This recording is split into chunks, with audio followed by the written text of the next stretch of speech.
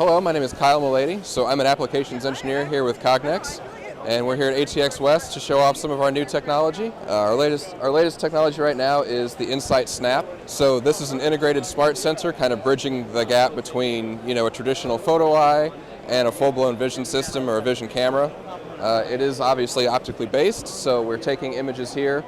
The difference being there's no external software requirement, there's no PC requirement. Anything with a web browser can run this, and that gives a huge advantage in setting up these simpler applications where a photo eye doesn't necessarily cut it, but we have obvious differences between a good blister pack and one that's missing a pill, one that's crushed or damaged. And it's just a good way to provide a quick sanity check on a production line and make sure that what we're sending down is actually good, outside the scope of what a photo eye could do, what a Prox could do, but not necessarily requiring a full-blown vision system, the software and training that goes along with that. Here we have our D900 deep learning enabled vision system. This is actually the first such camera that we launched back in 2020.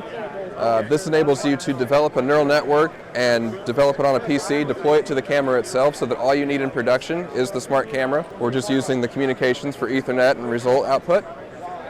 We can do multiple inspections at once, so here we're looking at these PCBs for defects as small as bad solder joints and as large as the OCR. We're reading the text on the cards for serialization. We're also reading the data matrix code to make sure that data matches, and we can output all those results as good or bad and associate those with a unique part ID for track and trace functionality downstream. And then here we're actually inspecting the guts of some of our older camera bodies, doing similar inspections, verifying presence, absence of various components, and making sure that there's nothing on here that isn't supposed to be.